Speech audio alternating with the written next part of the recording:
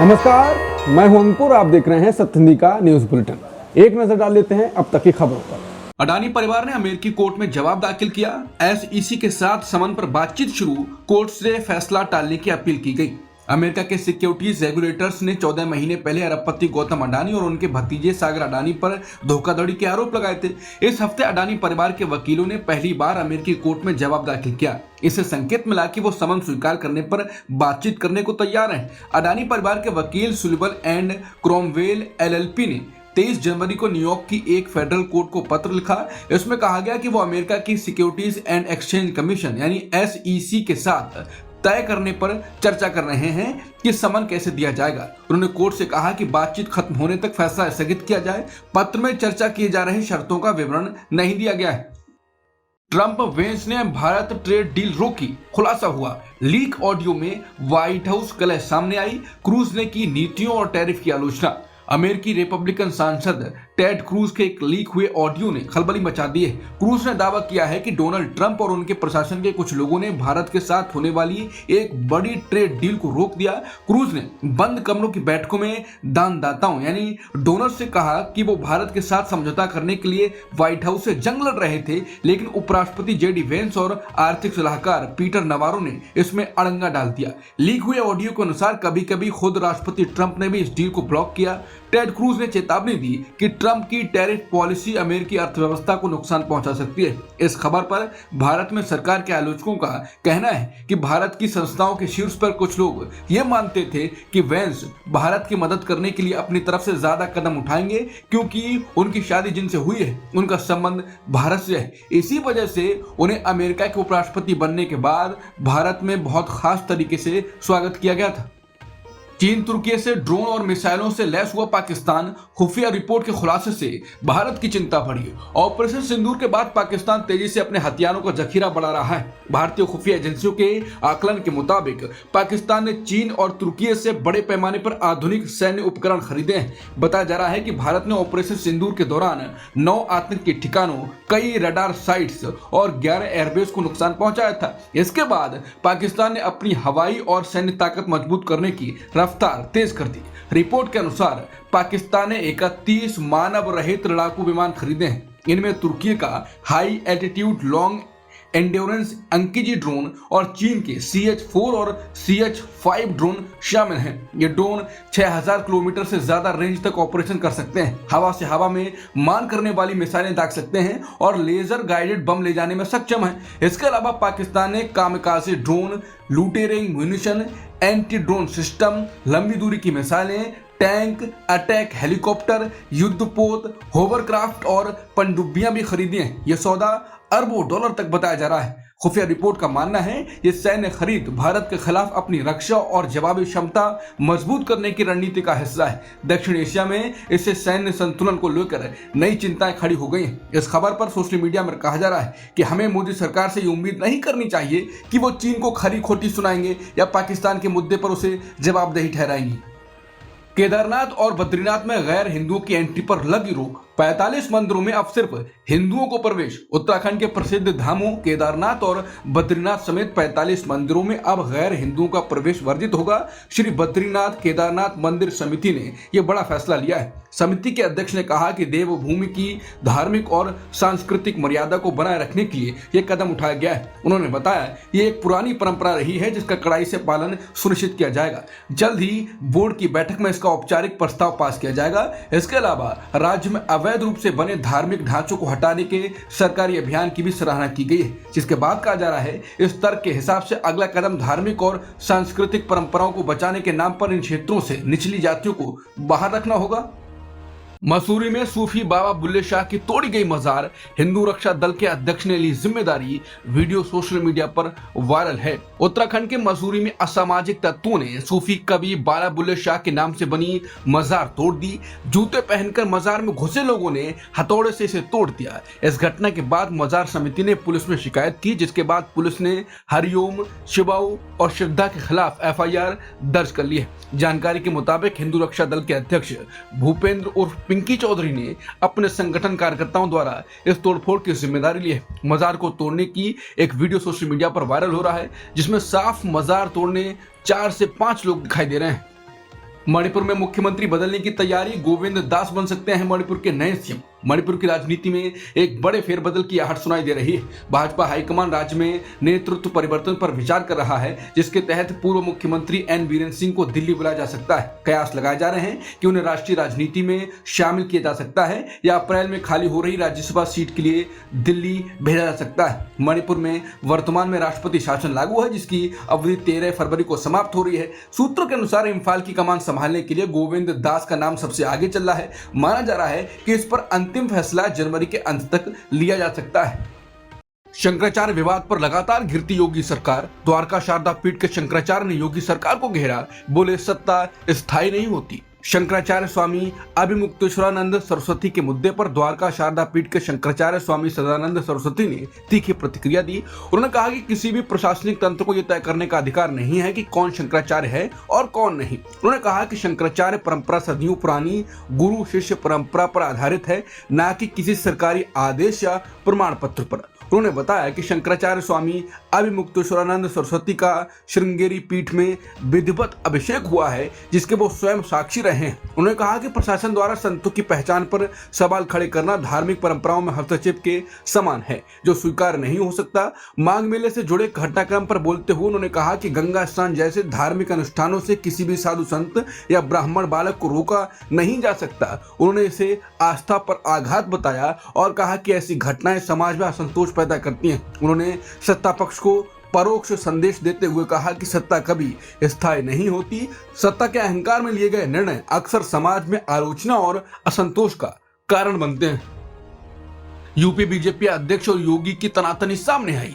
50 minute का भाषण, PM की तारीफ, योगी का नाम नहीं लिया। माघ मेला विवाद पर भी दिया इशारों में संदेश।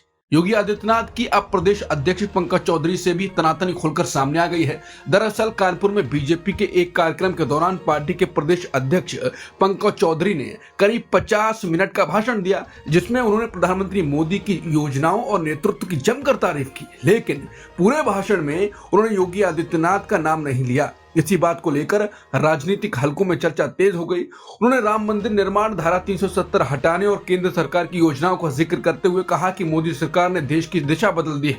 उन्होंने 2027 के विधानसभा चुनावों का भी संकेत दिया और कहा कि संगठन को मजबूत करना सबसे बड़ी प्राथमिकता है। पार्षद महापौर विवाद पर बोलते हुए उन्होंने साफ कहा कि संगठन में अनुशासन जरूरी है। माघ मेले और धार्मिक आयोजनों से जुड़े सवालों पर उन्होंने कहा कि आस्था के मामलों में संवेदनशीलता जरूरी है। असम वोटर लिस्ट पर बड़ा सियासी विवाद, विपक्ष का आरोप फर्जी आपत्तियों से नाम हटाए जा रहे। सीएम हेमंता बोले कानून के दायरे में कुछ उत्पाद करेंगे। असम में विधानसभा चुनाव से पहले एसआईआर को लेकर बड़ा विवाद खड़ा हो गया है। विपक्षी दलों ने आरोप लगाया है कि बड़ी संख्या में फॉर्म 7 के जरिए वोटर्स के नाम हटाने की कोशिश की जा रही है। रिपोर्ट के अनुसार कई जगहों पर हजारों लोगों के खिलाफ एक साथ आपत्तियां दर्ज की गई हैं। कई मामलों में लोगों को मृत या स्थान बदलने वाला बताकर नाम हटाने की प्रक्रिया शुरू की गई है। विपक्षी पार्टियों का कहना है ये प्रक्रिया खास समुदायों को निशाना बनाकर की जा रही है। उनका दावा है कि निर्दोष नागरिकों के वोटर अधिकार खतरे में हैं। असम के मुख्यमंत्री हेमंता बिस्वा शर्मा ने कहा कि नोटिस सिर्फ मियां यानी बांग्लादेश मूल के मुस्लिम प्रवासियों को भेजे गए हैं। उनका कहना है ये कार्रवाई कानून के दायरे में की जा रही है और इसका मकसद राज्य के लोगों के हितों की रक्षा करना है। उन्होंने ये भी कहा कि कुछ स्तर पर असम के लोग उनका विरोध कर रहे हैं, नहीं तो उन्हें खुली छूट मिल जाएगी। वहीं कांग्रेस समेत 6 विपक्षी दलों ने राज्य के मुख्य निर्वाचन अधिकारी को ज्ञापन सौंपकर गंभीर आरोप लगाए हैं। विपक्ष ने मुख्यमंत्री हेमंता बिस्वा शर्मा के एक बयान का जिक्र किया, जिसमें उन्होंने कहा था कि कानून के दायरे में कुछ उत्पाद करेंगे ताकि मियां समुदाय पर दबाव बना रहे। विपक्ष का कहना है कि ऐसा बयान चुनाव प्रक्रिया की निष्पक्षता पर सवाल खड़े करता है। दिल्ली कार्यक्रम से भारत बांग्लादेश रिश्तों में तनाव बढ़ा, शेख हसीना के बयान पर ढाका सरकार नाराज, दोनों देशों की रिश्तों को ऐसी घटनाएं खराब करेंगी, बोला बांग्लादेश। दिल्ली में हुए एक कार्यक्रम को लेकर बांग्लादेश ने कड़ी प्रतिक्रिया दी है। बांग्लादेश के विदेश मंत्रालय ने कहा कि भारत में पूर्व प्रधानमंत्री शेख हसीना का बयान सार्वजनिक कार्यक्रम में सुनाया जाना बांग्लादेश की जनता को हैरान और स्तब्ध करने वाला है। ये कार्यक्रम foreign correspondents club South Asia Delhi में हुआ था, जहां अवामी लीग के नेताओं ने सेव डेमोक्रेसी इन बांग्लादेश नाम से प्रेस इवेंट किया। इस दौरान शेख हसीना के अंग्रेजी और बांग्ला में रिकॉर्डेड संदेश मीडिया को सुनाए गए। बांग्लादेश सरकार का कहना है कि शेख हसीना एक भगोड़ी हैं और अंतर्राष्ट्रीय अपराध न्यायाधिकरण ने उन्हें मानवता के खिलाफ अपराधों में दोषी ठहराया है। ढाका की अंतरिम सरकार ने भारत से उन्हें वापस भेजने की मांग की है ताकि वो न्यायिक प्रक्रिया का सामना कर सकें। विदेश मंत्रालय ने कहा कि ऐसे कार्यक्रम की अनुमति देना दो देशों के बीच संबंधों के नियमों जैसे संप्रभुता का सम्मान, आंतरिक मामलों में दखल न देना और अच्छे पड़ोसी संबंध के खिलाफ है। बांग्लादेश ने चेतावनी दी है इस तरह की घटनाएं भविष्य में भारत बांग्लादेश संबंधों को नुकसान पहुंचा सकती हैं। बयान में कहा गया है कि इससे आने वाली निर्वाचित सरकारों के लिए दोनों देशों के बीच सहयोग बनाए रखना मुश्किल हो सकता है। पद्म पुरस्कारों में दिखा बड़ा सियासी संदेश, विपक्ष और सत्ता दोनों के नेताओं को सम्मान, चुनावी राज्यों से कई नाम, बढ़ी चर्चा। इस साल घोषित किए गए पद्म पुरस्कारों में सिर्फ कला, समाज सेवा या साहित्य नहीं बल्कि राजनीति से जुड़े बड़े संकेत भी दिखाई दे रहे हैं। दिलचस्प बात यह है कि सरकार ने अलग अलग विचारधाराओं के नेताओं को सम्मान देकर एक संतुलित संदेश देने की कोशिश की। सूची में सीपीएम के दिवंगत नेता वीएस अच्युतानंदन और झारखंड मुक्ति मोर्चा के नेता शिबू सोरेन जैसे बीजेपी के वैचारिक विरोधी भी शामिल हैं। वहीं बीजेपी के वरिष्ठ नेता भगत सिंह कोश्यारी और जनसंघ से जुड़े रहे वीके मल्होत्रा को भी सम्मान मिला है। केरल, तमिलनाडु और पश्चिम बंगाल जैसे चुनावी राज्यों से बड़ी संख्या में पुरस्कार विजेता चुने गए हैं। केरल से ही 5 पद्म विभूषण में से 3 नाम हैं।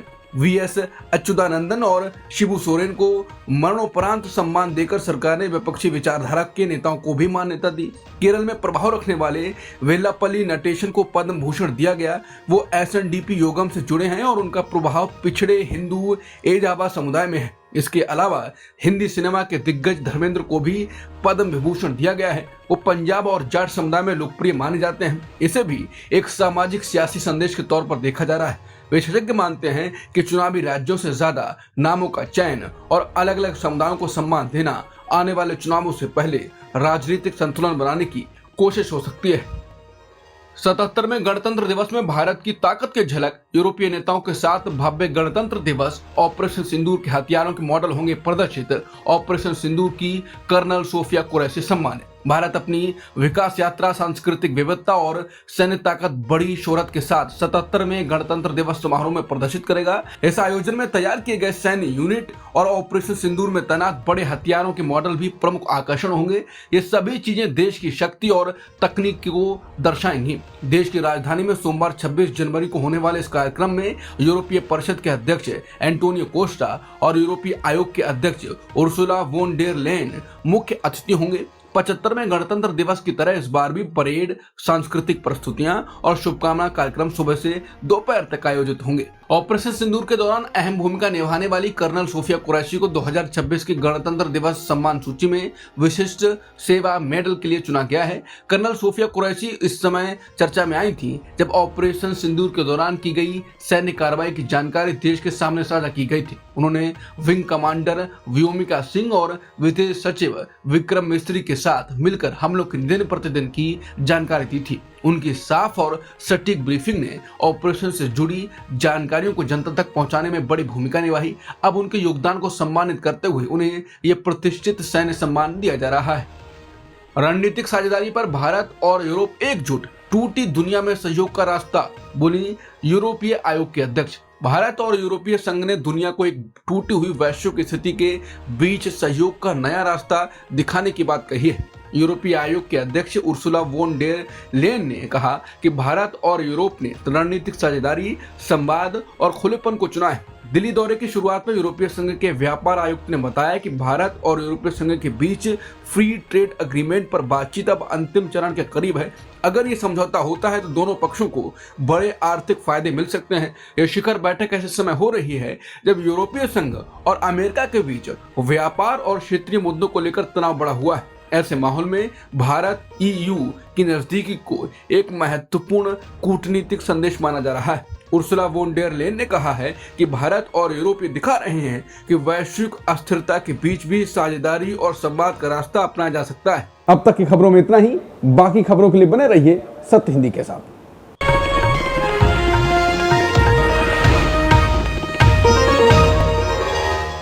Copyright disclaimer under Section 107 of the Copyright Act 1976. Allowance is made for fair use for purposes such as criticism, comment, news reporting, scholarship, and research. Fair use is a use permitted by copyright statute that might otherwise be infringing.